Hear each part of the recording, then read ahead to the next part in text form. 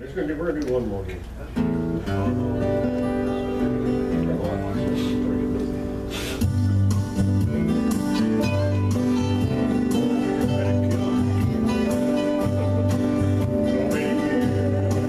So many.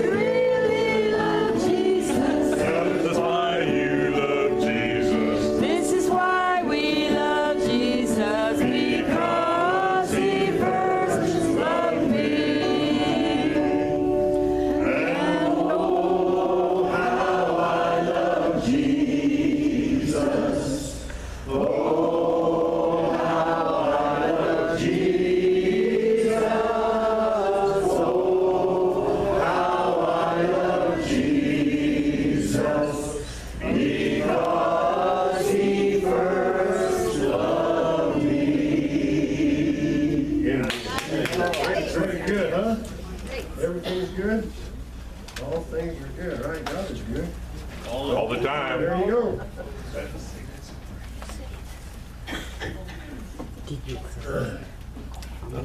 know, in our world, a lot of things have changed as we stop and think about it, growing up and all the way things were. And then last week, I laying in bed early on Thursday morning, laying there awake, and the trash truck drove up, grabbed the trash can, dumped it, and turned around and drove off.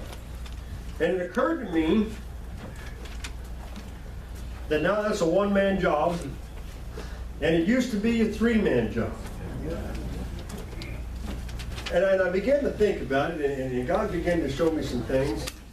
You know, this whole thing came about because when there was 3 men on the trash truck, John Q. homeowner had a lot of trash one week. It must have been Christmas. And he didn't know what he was going to do with all that trash. So he just packed that trash can as full as he could get it. He stuffed it and he crammed it and he got it full as much as he could get it in there, and the lid wouldn't go on it. And you know the galvanized trash cans that everybody had? He had a brand new one. It was real nice, and he got it for Christmas, as a matter of fact. And he had it out in front of his house, and he had all his trash in it, and he had the lid on it. And the trash man came by the next day to pick up the trash, and the old boy jumps off the trash truck and he's like, man. And so he said, why do they do that? It's hard enough as it is without having to just overdo it. So he takes the trash can and he throws the lid across the yard because he's frustrated, and he dumps the trash out and gets it. He just throws that brand new trash can out on the curb and puts a ding in it. Well, now John Q. homeowner comes home that night and he looks at his brand new trash can. He said, I just got that for Christmas. If he thinks that was bad, you wait till next time. So John Q. homeowner, he puts a brick in the bottom of the trash can next week. And he decides, I'll get him. Well, then the trash man comes by and he goes to dump the trash can, and he picks it up and he twists his back. And he hurts his back. Well, then we've all come to where now they've got it down to one man on the trash can, and it's all automatic. But John Q. homeowner now pays rent for the trash can every month. And he pays a little higher taxes because you got to pay for the disability for the guy that used to pick up his trash. So see, when we decide to take God's vengeance in our own hands, it costs us. It costs us in a lot of ways. It costs us in a lot of ways. See, God tells us vengeance is mine. God is a very jealous God, and He tells us that you know, that's not something for you to put yourself in the place of. You let me take care of those things. You just go on and love your neighbor the way I commanded you to, and do the things that I command you. And when it comes time for somebody to get recompense, I'll be the one to do that. Because see, we're of a sinful nature, and we're not capable of doing it in the way that God would do it. But see, when we decide to take things in our own hands, it starts getting expensive. It starts getting really out of hand, and it goes real, real fast. Not only does it cause problems around us, it causes problems for us. We begin to reap the consequences of taking God's control for ourselves. Let's talk about John Q. Just like today, I think about that. Now I want to think about it every time I pay my trash bill. Because you know, it used to be part of your water bill. You paid your water bill, and that covered your sewer and your trash and all that. It's all part of one little deal. Well, now because we've decided to take it on ourselves to make sure that that guy's doing his job and doing it the way he's supposed to, and he better not complain even if I put a brick in there, now I'm paying for it. And it's going to pay for it from now on. It's not going to change back. So see, it's very important that we remember that God's ways are God's ways because God is God. Proverbs 20 and 22. Say not thou, I will recompense evil, but wait on the Lord, and He shall see. See, now I wonder how that whole transaction would have transpired differently if the homeowner would have said, you know what? I got a dent in my trash can because I kind of overdid it. I took advantage of something. Maybe I need to go ask for a little, do a little repenting and ask God to forgive me for taking advantage of somebody, and I need to pray for that trash man. And then next week when he comes, I'm going to go out there and help him dump the trash and tell him I'm sorry I overloaded him. But see, we don't do that. That's not how we react. We're real quick to say, well, and we know we devise, even with that, sometimes, I'm not going to say without thinking it, but without realizing what we're doing, sometimes we deliver recompense without even realizing that we're doing it. Well, I just won't do this and then. We'll see what happens. See, such a subtle little thing that we can do to begin to take God's control of the recompense. It's not what He tells us to do. He doesn't tell us, okay, you devise a little plan. Don't do anything physically. You just don't. You know, by not doing something, sometimes it's just as bad as doing something. Well, next time, I just won't put the trash can out. Next time, I'll do something. Next time, I won't do something that causes recompense on somebody else. It's not just doing something, it's the frame of mind. This is where we get in trouble. It's the frame, even if you're just sitting in your house. You know, I did that for many years. I prayed that God would give me a chance to get even with someone. Someday, God, give me a chance to get that guy back. That's very expensive. That costs a lot. Amen. For the person that's making that prayer. When God finally says, you need to pray for him. You need to pray that he accepts Jesus Christ before he dies. That's a lot more important than you getting him back. See, and that's what God calls us to do. He says, you know, you need to pray for those. And Paul teaches, let's go to Romans chapter 12. I want to read 16 through 21.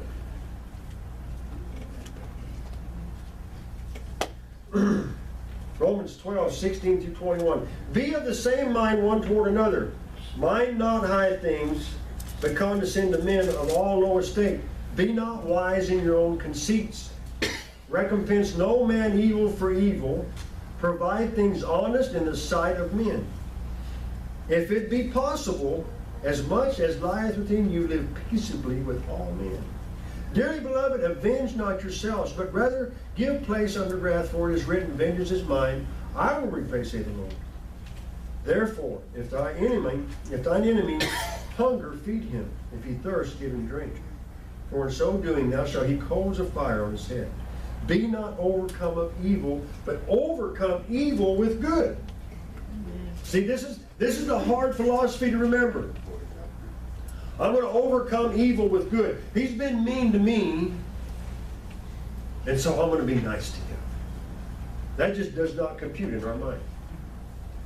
That just does not, no, I'm not going to be nice to him. I don't care. I'll just avoid him. That's not what Paul taught.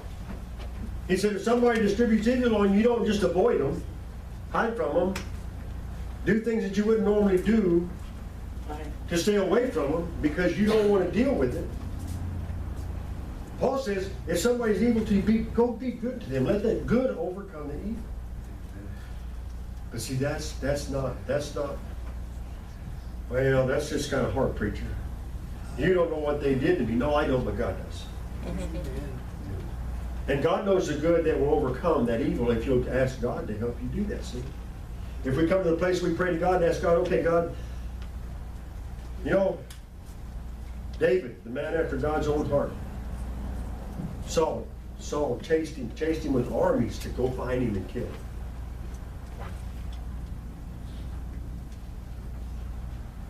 And David lived with that thought every morning. Are they going to catch up with me today? You can read about it in 1 Samuel, how David says, man, Lord, are they going to catch me today? Are they going to overcome me? And God said, yeah, they're going to overcome your armies. It's coming. But in 1 Samuel, oh wait, I'm going to get ahead of myself here. I better back up a little bit. God tells us to be just like David, though. It's not really, what's important is that what I'm doing in your life, all that David went through was to prepare David to be the king of Israel. Every part of that was part of his training, if you want to call it training. Part of what God was doing in David's life was to have him prepared for the task that he had before him. David, a man after God's own heart, a man that just loved to worship God. God said, "Okay, I'm going to make you a king." But you know what? There's a whole lot of training that goes with that. There's a whole lot of things that have to happen to get you prepared to be in that position. And it's not going to be fun, and it's not going to be easy, and you're going to sometimes want to give up. But if you'll count on me to get you through the things that I want to take you through, you'll see at the end that when you get to the place that I want you to be, you will have all the tools you need to be the person I created you to be. See, that's a prayer that God has given me here just in the last year or so. To pray and ask God, create in me the man you created me to be. Because to me, that's an exciting prayer. Does that mean that I want to go through all the things that I want to have to go through to get there? I'm not going to like it when I get there. But I have the prayer. Lord, I'm praying that prayer. Every day, every night, every day I pray that prayer. Lord, create in me the man you created me to be. I want to really fulfill the purpose that you had in mind when you created me. Amen. That gives an excitement to life. But it also really makes you wonder, wow, you know, the little saying, be careful what you pray for because you might get it. Yeah. Sometimes when the things come along that we have to go through, it's like, oh, I don't know. Maybe I'd rather be somebody else. It'd be easier just to be Alan Jackson. He sings good and he's got a lot of music and he's got a lot of money and he's got a big house. It'd be easier just to be Alan Jackson. How about that? God said, I already created Alan Jackson. I don't need you to be Alan Jackson. But see, that's what we look at. We see somebody else that has moved on and they've followed God and they've done things. And okay, I want to be like Billy Graham. God says, really? You want to go through all the things Billy Graham went through? Oh, wait, now, no, wait, I want to get to the end. Just pick me up and put me there. And he says, I will. But while I'm carrying you, there's going to be a whole lot of stuff we're going to go through, right? And see, that's why God says we cannot avenge for ourselves because it causes a deficiency within us. It puts us in a place to where we're judgmental. And in that space and in that time, God can't move us. We have to be willing to give that to God. We have to be willing to say, you know what, Lord? There's a whole lot of things and a whole lot of people that I could be really upset at. Yeah. There's a whole lot of things that have gone on in my life and people have done to me that I have a good reason, very good reason, to be mad at them and stay that way. And God says, yeah, I know it. And I'll take care of that. I will take care of that problem when we get to that day. Let's go to Psalms 94.